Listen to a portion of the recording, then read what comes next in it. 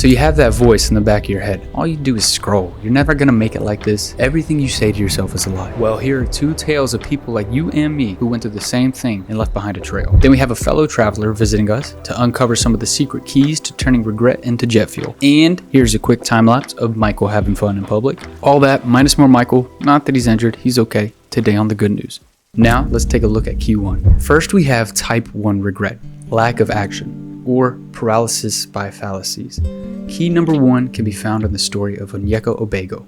So imagine sitting, waiting for your moment, watching the days, the weeks, the months, and years go by. In the case of Onyeka Obego, it was the fear of failure that kept him sitting around waiting for his moment. At a dead-end job, running in place, while he watched his peers fly by him. His regret took on many different faces. Skipped Forex courses, ghosted mentors, absent job interviews, and like all of us, infinite timelines scrolled. And after 2 years of thinking he was just waiting for his moment, he got rejected from a job he genuinely wanted. And at rock bottom, he asked himself, did he even deserve a moment? In retaliation against his self-sabotage, Onyeka set his alarm for 5 a.m. and began to study trading tutorials and messaging mentors who forgot he even existed. He made a point to follow through on his job applications, and he promised to abandon social distractions. And the next time his alarm went off, he did it again, and after enough time, he created a routine. Then once 2 years had passed, Onyeka built up enough momentum to launch Phoenix Creed Academy, his very own trading mentorship hub. So when you look at Onyeka's story through the lens of facing his own lack of action, his immobilization by regret, and the fear of not reaching his potential, he found the key by reframing his belief system. Between the carrot and the stick, he wasn't chasing the carrot anymore. He realized he was more afraid of not succeeding than he was enticed by the allure of success. So he ran from the stick and never looked back.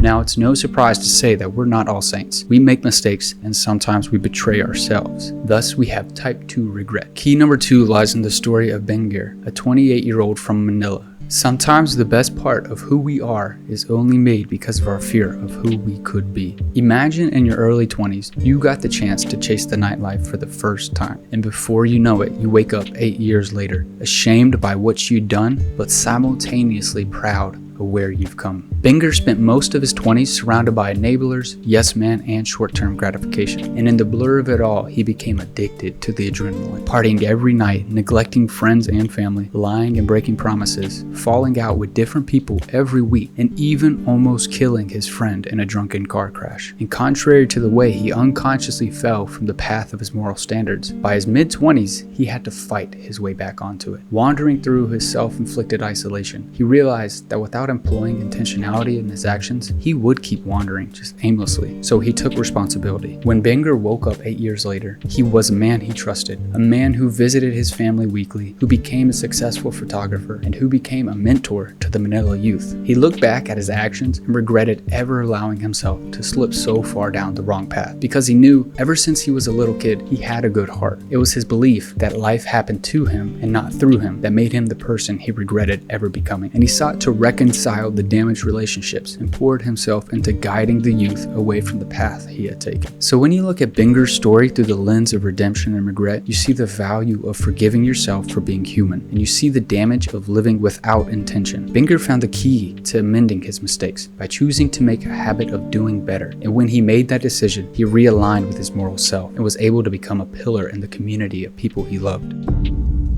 Real quick, before we bring out today's guest, I wanted to say if you're enjoying the good news so far and you want to stay tuned for future episodes, hit that like and subscribe button. We bring the good news every week, and I'm only getting better at avoiding previous mistakes.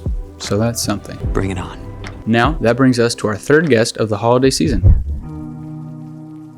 What I like about this topic, because I was actually talking about this earlier today, we have this Gregorian calendar that in theory starts in January.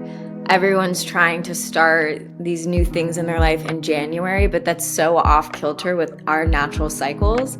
Like spring is the beginning of the year. That's kind of when you have the energy to actually start new things. So January, it's like in the dead of winter when we're kind of hibernating, there's all of this expectation. Yeah. High energy, and no one has that. So it never shocks me when people say they don't reach their New Year's resolutions or any of the things they set in place, because for me, it feels like the cycle's off. Does that make sense? So how do you pivot around that? Yeah, this is a hard one because I think if your life is sort of, I mean, if you're working a traditional 9 to 5 job and there's a lot of like performance indicators probably happening in January, that is tough. But I think if you're someone who has a lot of personal projects, I think it's just kind of, I don't know, I would say it's like a self check-in. I think January is a great time to write down your goals and to get really clear about them and to maybe start to come up with checklists for things that you want to do and how you can kind of build into the launch. And then what if by the time you reach December, let's say you didn't land where you wanted to land? Yeah. How do you address that?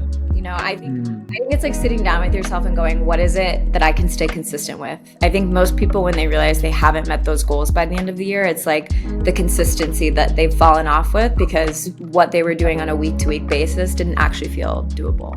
When we're constantly living in that I should have started sooner, we're almost like self-flagellating so much that we don't actually just start. Like there's no click that's like, okay, but I can start now. It's like, oh, I should have started sooner. And you're fixating so much on that feeling that you're like, I let myself down. And it's like, today is an opportunity. Like you could literally start now.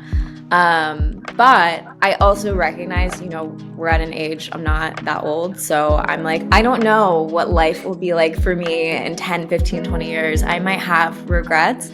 And I know it sounds really cheesy and like a cop-out, but it's like, yeah, just start today and figure out what is the like smallest baby step that you can do every single day to stay consistent. I think going back to that consistency piece is the most important. And I'm trying to think of what an example, like this is another conversation that I have a lot in coaching where it's like, money. How do you spend your money? It's a representation of energy. I mean, depending on what you believe. But if money represents energy and you're giving your energy towards certain things, then what are you spending your money on? Are you spending your money on like fast fashion clothing when you tell yourself you want to be more ethical? Are you spending your money on alcohol when you tell yourself you want to focus more on your health? And so it's all of that is a representation of that hard-earned money that you create that becomes your energy and how you are putting that into different areas of your life. So when you kind of start to take that power back and go like, oh, okay, like I have a whole list of things that I'm willing to spend my money on, a list of experiences that I'm willing to validate for myself.